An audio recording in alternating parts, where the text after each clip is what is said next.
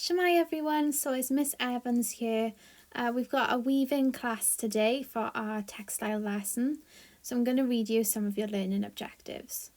So today I'd like you to learn more about weaving and what it is, view various different kinds of weaving techniques, understand the basics of weaving, learn some terminology, which means words associated with weaving, and create your own paper weave using everything that you have learned from the lesson. So we've got a big lesson today, so I'd just like you to listen because you have 2 tasks. So what is weaving then? Weaving is a method of textile production in which 2 distinct sets of yarns or threads are interlaced at right angles to form a fabric or cloth. And you can see I've put some examples there of traditional weaves that you probably think of when you hear the word weaving. So they can be colourful or monochrome, they can be used out of all different kinds of materials. If we have a look at the weaving history then, weaving is one of the oldest surviving textile crafts. Before yarn was used to weave with, people used to use branches, leaves, twigs to make various objects such as baskets or shelters, etc. So they'd make things for protection. And it was thought that 20,000 to 30,000 years ago, the first string was made by twisting plant fibres together. And you can see some images there of what it might have looked like. So we can trace weaving back to the Neolithic times, which was approximately 12,000 years ago. Even before the actual process of weaving was discovered, the basic principle of weaving was used, and you'd often find people weaving inside their homes as well. And this would be the same thing as I just recently mentioned, so things like baskets, shelters, and they started making some kind of form of clothing as well. But weaving is used all over the world in many different places. Sometimes when we weave, we can use different techniques. By following a pattern, you will create a different end look of the fabric. So for example, we have tabby weaving, which is also known as plain weave, which is what we're going to be doing today. We've got Egyptian knot, Spanish lace, we've got some interlocking, and there's so many different kinds of patterns available for weaving processes, and they range from easy to difficult. So I just wanted to talk to you about the importance of language. So we use a lot of fabric terminology in our everyday language. For example, we might say, when we talk of lives hanging in a thread, being interwoven or being part of the social fabric, or if we want to help someone in danger of unravelling or being torn away from their friends and family, we're part of a tradition that sketches back many thousands of years. And you can pause the video here and see some different kind of language related to textile. So we've got thread, interwoven, fabric, unravelling and torn away with their definitions. When we're weaving though, we do need to know some weaving terms. So for example, we have the warp and the weft. The warp and the weft are the 2 basic components in weaving that work together to create the piece of fabric. So these are really, really important for us to know. The best way to tell these 2 apart is by looking closely at the fabric. So the base is usually the warp, and you can see this is going upwards, and the yarn being woven is the weft, and this is going across. So warp upwards and weft across, and I've got some images there for you as well. Which brings us on to our task 1, or task in. So for our first task, what I'd like you to do is create a mind map on weaving and try and include as much information that you've learned so far in the lesson. So you're going to want to use a pen and a paper to complete this task, and make sure that you have a title in the middle that says weaving. So I'd like you to spend the first half of this lesson completing this task. I would suggest pausing the video here, finishing your task before you move on and click play. Our second part of the lesson focuses on exploring paper weaving. These techniques can range from easy to difficult. We will be focusing on a simple checkerboard pattern for today. These are a few examples showing the techniques of paper weaving, which is weaving using paper, not fabric. It is a good place to start when we're learning, which takes us on to our task 2. So I'd like you to create your own paper weave using 2 sheets of paper. This can be coloured or plain. You will need a scissors, a pen or a pencil, and a ruler. And I've made a step-by-step video on how to make this straight after this image. So maybe pause the video, go and get your materials, and then we'll start the task. Hi guys, so for today's paper weaving class, what we're going to need is 2 sheets of paper. If you don't have coloured paper, just use A4 paper. Scissors, a ruler, but if you don't have a ruler, use the side of a piece of paper, and a pen. Okay, so we're going to have 2 pieces of paper. One's going to be the top and one's going to be the bottom. So let's say the blue is our bottom. So B for bottom, B for blue. And what you're going to do with this sheet of paper is fold it in half.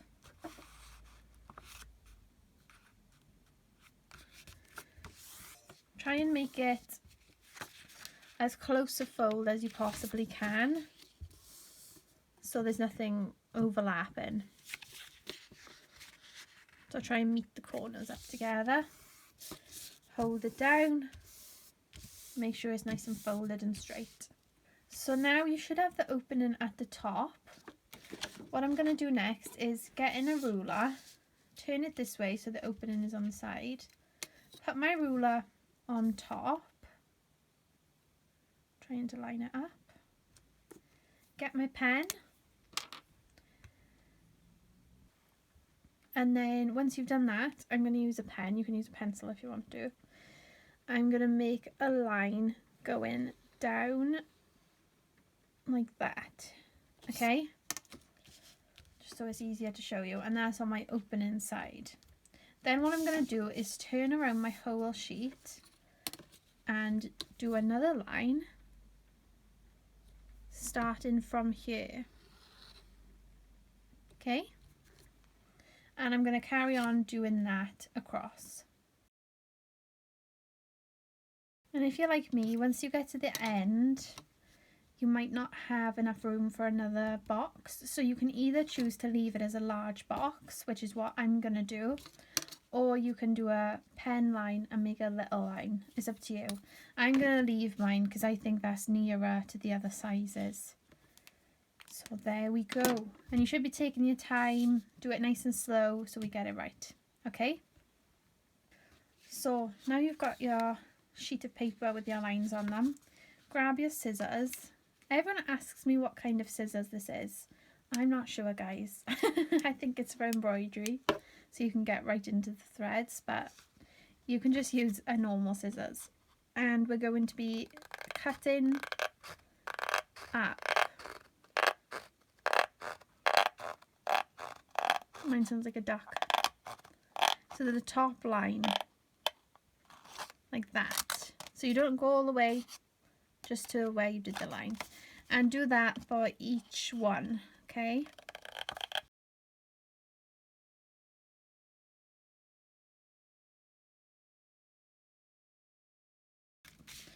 There, so you should have cut all these up now to this line.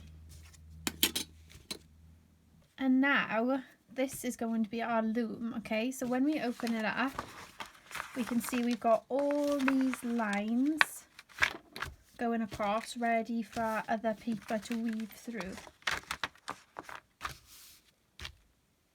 So we're going to have something to weave with, and that will be your top paper. So remember, we called one the bottom and one the top. We're going to be working on the grey piece of paper now, or whatever second piece of paper that you have. Remember now, turn it this way, so it's landscape. Grab our ruler, line it up to the edge, grab a pen, and I'm going to, oops, mine moved. I'm going to try and be as neat as I can. Yeah, you have to try and be neat, guys. Mine moves around a little bit, but that's okay. There we go, that's our first line. So guys, I had a longer rectangle on the end again, so a longer strip, but that's fine because that's what we did in our bottom loom as well. So I've left mine, and now what I'm going to do is get my scissors and I'm going to cut these strips out.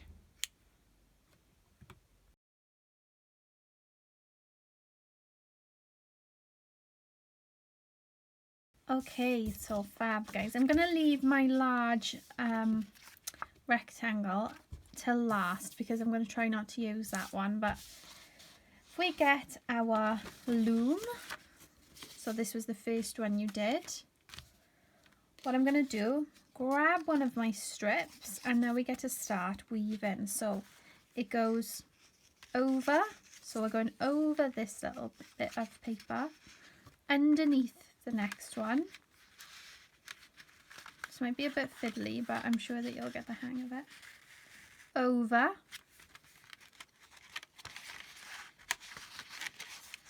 under,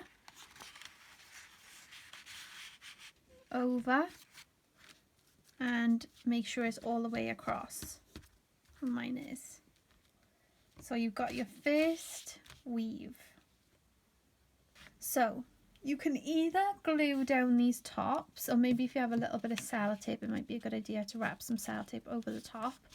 I'm going to leave mine for the moment while I show you how to do the next one. So the next one, we don't want to do exactly the same because then we're not going to get a checkerboard pattern. We'll just get the exact same pattern going across.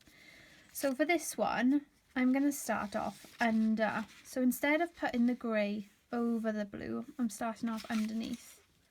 And I'm going to feed my paper through. I only turned it around because did you see I had some pen on mine? I don't want it to look messy. So we're going over this part. We've gone under the first one, over the next one.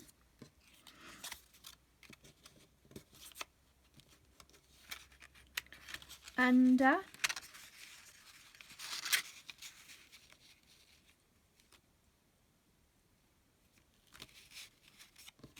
And then underneath the top one.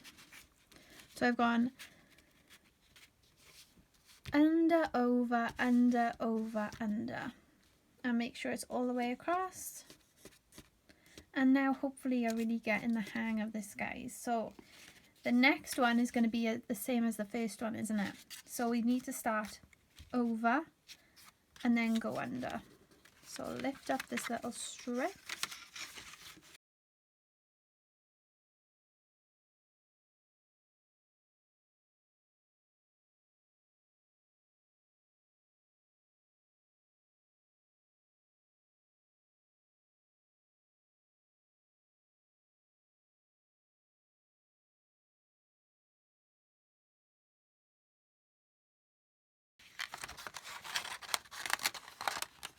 Under.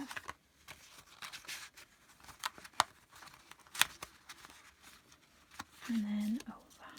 If I can grab it. And make sure we've slid that one across as well. And now you should have your checkerboard paper weave. And that's what the back looks like for me. How cool does that look, guys?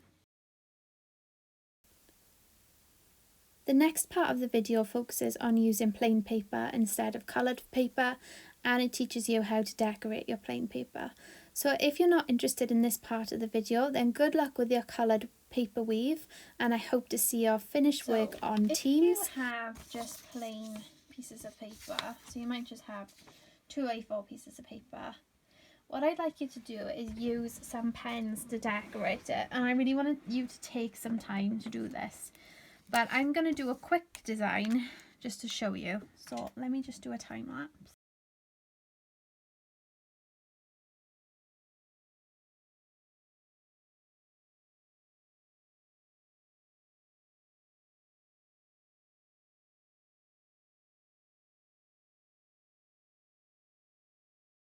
So as you guys just watched me do, I've got 2 now very simple designs. But I made sure that I had 2 different colours so I knew which one was which. So I've got blue flowers and I've got pink faces, smiley faces. but I want to make sure that I filled up my whole page with design, basically. So I've got these 2 sheets now, and I'm going to show you how to paper weave again, but this time I'll time lapse it, so it's a little bit quicker. So we're just going to follow exactly the same process, and I'll talk you through it.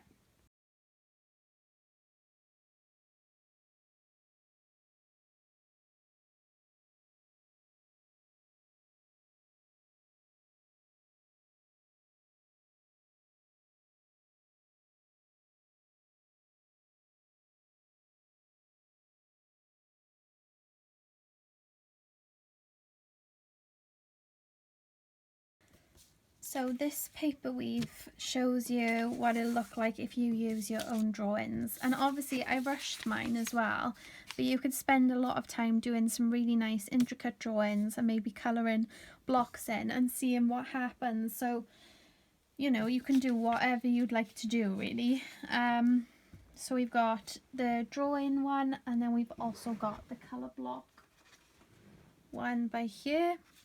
But like I said, if you do have access to maybe some glue or sellotape, I would say just to glue these edges down. So you'd put the glue by here and then stick it down on top, just so they don't slip out of the loom. Okay, so we've got 2 different versions for that. You can pick whatever one you'd like. Good luck, I can't wait to see them. Thank you for watching everyone, and hwyl for now. Can't wait to see our work on Teams.